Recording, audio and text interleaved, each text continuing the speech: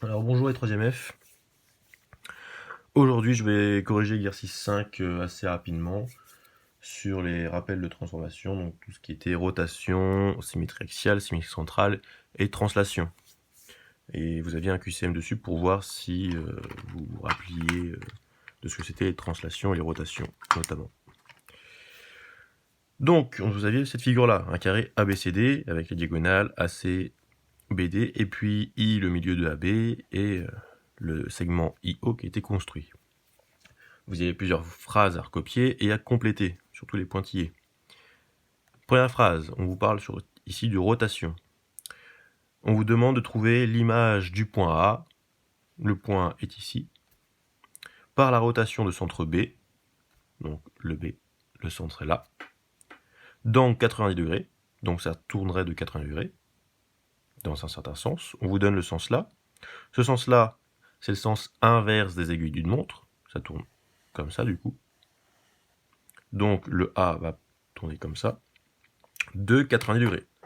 Quel point on aurait obtenu? Ça peut se faire sans figure, sans brouillon, sans rien. On peut juste écrire la phrase et compléter, mais là on va vérifier quand même. Donc je mets ma mine sur mon centre de rotation, donc B, ma mine en métal. Je mets l'autre mine crayon sur le point A, puisqu'on cherche l'image du point A. Je tourne dans le sens inverse des aiguilles d'une montre, donc comme ceci. Je ne vais pas tracer, voilà. Et je dois tourner de 80 degrés. Et on sait que l'angle de 80 degrés, comme c'est un carré, il est là.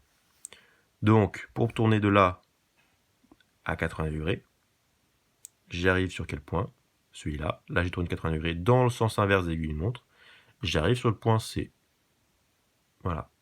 De là à là, dans le sens inverse des aiguilles d'une montre de 80 degrés. J'obtiens donc le point C. Donc ici, je mets le point C. Deuxième phrase à compléter. Ici, on cherche l'image du triangle AIO. Le triangle AIO, il est là. AIO. Par la rotation de centre, on ne connaît pas. D'angle, qu'on ne connaît pas non plus. Mais dans le sens inverse des aiguilles d'une montre. Et on obtient à la fin le triangle OIB, qui est ici, à côté. Et bien déjà, on peut se dire, le triangle AIO se transforme en OIB. Donc il y a possiblement un des points du triangle AIO qui est le centre de symétrie. Le centre de rotation, pardon. Puisque le I, eh bien, j'obtiens encore le I, et le O, j'obtiens encore le O. Donc peut-être que le centre de rotation, c'est I ou O. C'est possible. Essayons avec O. Donc je mets ma mine en métal sur O. Je pars, par exemple, de A. Voilà.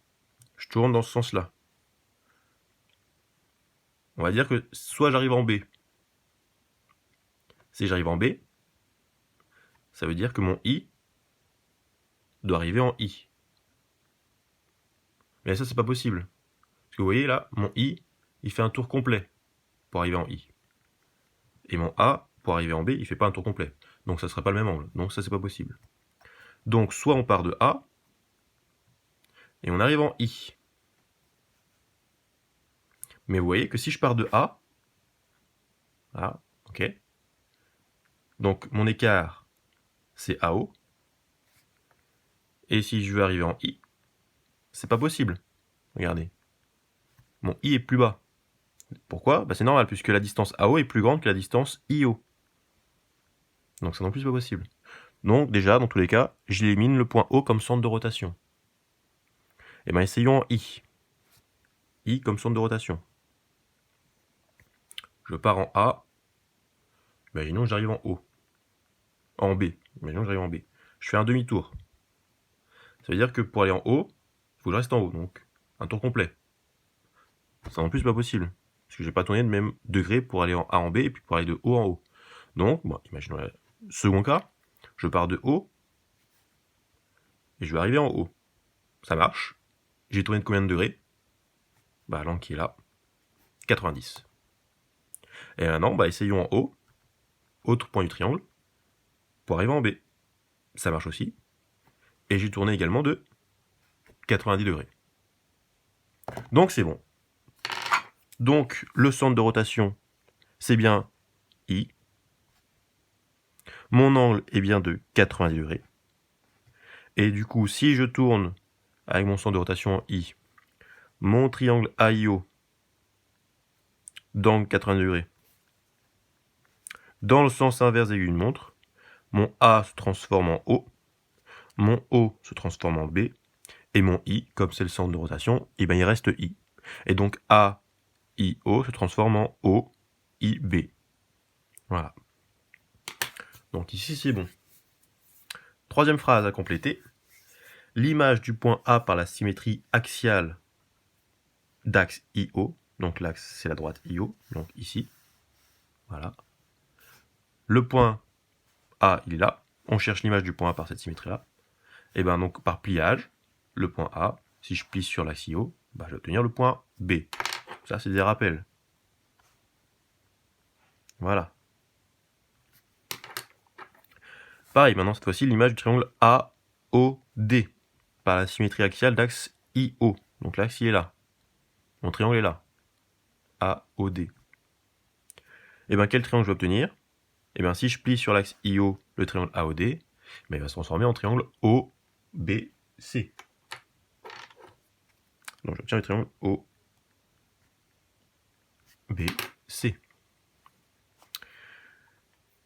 Cinquième, cette fois-ci, symétrie centrale. L'image du point B, qui est ici, par la symétrie centrale de centre O. Le centre est là. Eh bien, c'est quel point?